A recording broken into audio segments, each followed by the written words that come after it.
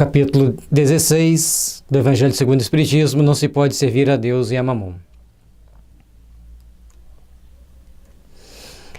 Preservar-se da avareza. Então, no meio da turba, um homem lhe disse: Mestre, dize meu irmão que divida comigo a herança que nos tocou.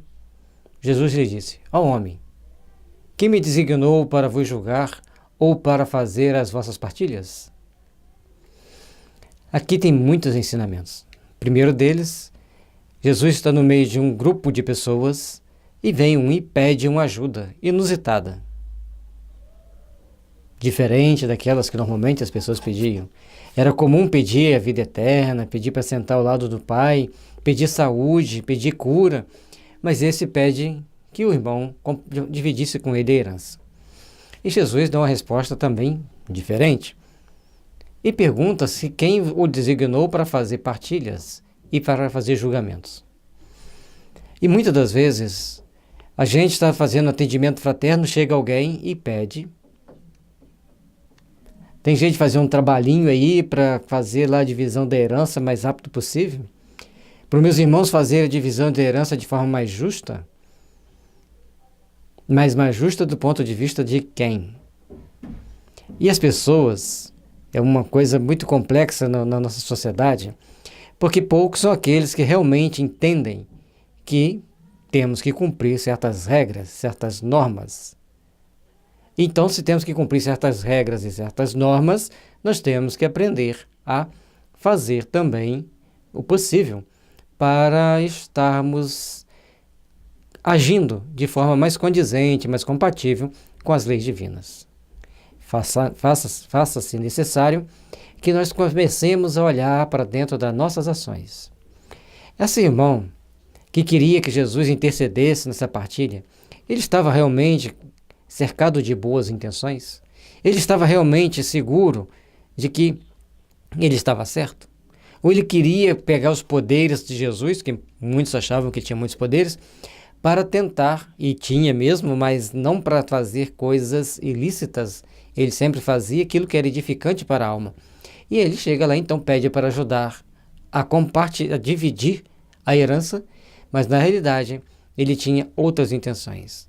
Ele queria um passe mágico do mestre para que ele pudesse surrupiar o irmão. Então, em todos os momentos, as pessoas abordam o médium, abordam o religioso, o pastor, o padre, com segundas, terceiras intenções. Pede uma coisa, mas nas entrelinhas lê-se outras. E nesse momento que o religioso tem que ter cuidado, principalmente o tarefeiro espírita, para não dar pitaco na vida alheia. Não é essa a nossa função, não é essa a função que nós temos de procurar interferir na vida das pessoas, interferir na ação das pessoas, porque cada um responderá segundo as suas possibilidades. E acrescentou: tende o cuidado de preservar-se de toda avareza. Seja qual for a abundância em que o homem se encontre, sua vida não depende dos bens que ele possua. E a questão da avareza, ele aproveita a lição e traz mais outra lição. E certamente que o homem, então, não estava querendo abrir mão de nada. Estamos deduzindo que ele queria dar um jeitinho a mais. E Jesus, muito perspicaz, com toda a sabedoria que lhe era necessário e inerente, ele então sonda essa alma e dá as respostas condizentes com a necessidade daquele espírito. E o jovem, quando ele fala, tende cuidado com a avareza, de preservar da avareza, esse homem, então, começa a fazer suas reflexões. Será que é o irmão que não queria fazer devidamente a partilha com ele? Ou será que ele, naquele momento, na hora de fazer a partilha, estava tentando usurpar o irmão? Tenhamos cuidado. Pequenos detalhes podem complicar muito as nossas próximas encarnações. Sejamos sóbrios, saibamos cumprir a lei, saibamos agir de acordo com os preceitos da lei diante das heranças. Porque senão, as coisas virão trazer problemas, empecilhos e dificuldades. Disse-lhe a seguir esta parábola. Havia um rico homem cujas terras tinham produzido extraordinariamente, e que se entretinha a pensar consigo mesmo assim. Então Jesus já estava mostrando para o homem que, conforme ele fala aqui, que a vida do homem não depende dos bens que ele possui. Nós vemos pessoas muito ricas que vão morrer, assim como pessoas muito pobres vão morrer.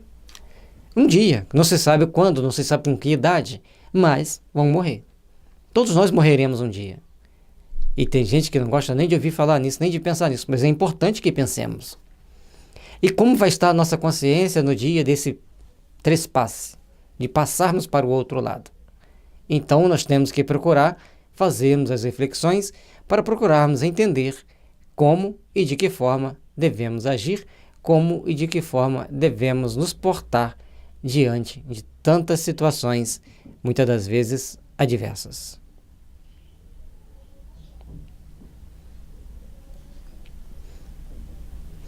Então, se a nossa vida vale mais do que aquilo que a gente possui, nós devemos ter o cuidado de também não cairmos nas tentações da avareza. Por quê? As coisas se complicam. E o homem, que tinha uma terra produzido muito, ele começa a pensar só em si mesmo, procurar pensar só para si próprio, sem pensar nas consequências daquilo que estaria por vir. Que hei de fazer, pois, já não tenho lugar onde possa encerrar tudo o que vou colher. E assim, nós vamos refletir para o mundo de hoje. Na época ele tinha uns silos menores, os celeiros deles eram de um tamanho que inicialmente atendia suas necessidades, mas naquele momento ali já não atendia mais. Ele ia colher muito mais do que suportava o celeiro. Então ele começa a querer cada vez mais para si. Cada vez mais para si, para ficar mais tempo no conforto, conforme a gente vai ver ao longo da história. Aqui está, disse ele. O que farei? Demolirei os meus celeiros e construirei outros maiores, onde porei toda a minha colheita e todos os meus bens. Portanto, dentro desse celeiro maior, que ele ainda teria que construir, que ele queria demolir o celeiro antigo, construir um mais novo, maior. E ele colocaria todos os seus bens. Então, muitas das vezes, nós queremos construir o novo. Mas que novo nós estamos construindo? Esse novo tem a ver com conosco mesmo? Ou esse novo é apenas remendos que nós vamos colocando sobre aquele antigo personagem que tinha cheio de defeitos que a gente não quer corrigir? Então, demolir os celeiros velhos, para que você esteja livre das suas peias do passado, das suas amarras do passado, você tem que construir os novos, mas sob novo patamar, sob novo ideal. Acumular os bens. Aqui tem mais um detalhe. Onde porei todas a minha colheita e todos os meus bens. Que tipo de colheita você está colocando no teu celeiro da vida?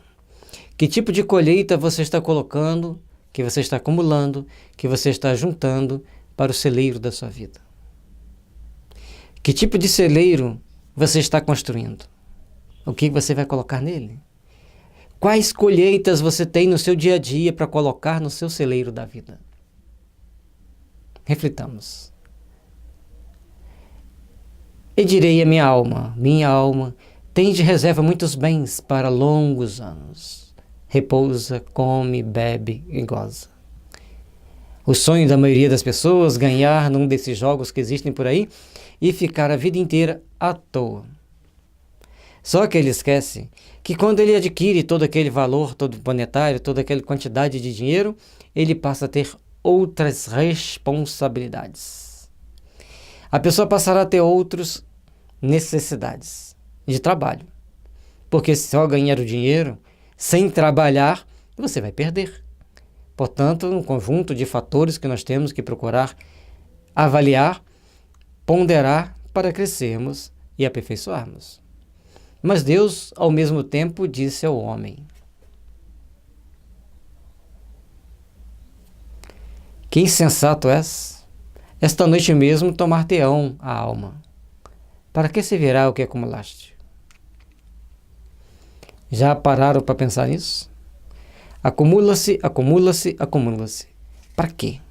Qual a finalidade? Qual o objetivo? Até que limite você deve acumular? Não cabe a mim dizer. Cada um de nós temos que fazer a nossa reflexão, cada um de nós temos que pautar a nossa existência em cima de dados que sejam suficientes para que a gente caminhe e se aperfeiçoe, caminhe e se edifique nas construções do bem. Por isso, nós não podemos ser insensatos de achar que podemos acumular todos os bens do mundo, acumular, acumular, acumular, e a caridade. E auxílio ao nosso próximo, e a educação dos nossos filhos. Tudo isso tem um grande peso na balança. Tudo isso tem um ponto importante para que a gente saiba fazer, por onde criar os mecanismos de realização, os mecanismos de edificação do bem, do amor e da verdadeira fraternidade que deve existir em nossas existências, em nossas vidas. Acumular, simplesmente por acumular, é insensatez. Porque num dado momento você vai ter que prestar contas a Deus. Se você acumulou e nada fez pelo seu semelhante, quais as consequências você receberá no plano espiritual? Mas nós temos que ter uma reserva. Lógico, não vou discutir a sua administração. Mas como você administra os seus bens? Apenas pensando em acumular ou sabendo que tem uma parte que você deve colaborar com as forças do bem, com as obras do bem? É de foro íntimo, é condição que cada um de nós vamos empreender para nós mesmos. Também é importante sabermos agir, sabermos colocar em prática os bons sentimentos, sabermos colocar em prática nossas boas ações e sabermos usar os recursos que a misericórdia divina nos dá para fazermos da melhor forma possível, para construirmos da melhor forma possível com as forças do bem que todos nós precisamos. É o que acontece àquele que acumula tesouros para si próprio e que não é rico diante de Deus. São Lucas capítulo 12, versículo 13 a 21. E você está acumulando dinheiro para você mesmo? Ou você está acumulando dinheiro para ser um participante ativo nas obras da criação, nas obras de Deus? Para sermos salvos, nós temos que aprender a salvarmos-nos das nossas imperfeições. Nós temos que aprender a salvarmos-nos das nossas manias, dos nossos apegos, das nossas tendências inferiores. Porque somente fazendo esse trabalho íntimo de fortalecimento que nós vamos conquistar e angariar as possibilidades de realização para um mundo melhor, para um mundo de luz, de esperança e de fraternidade.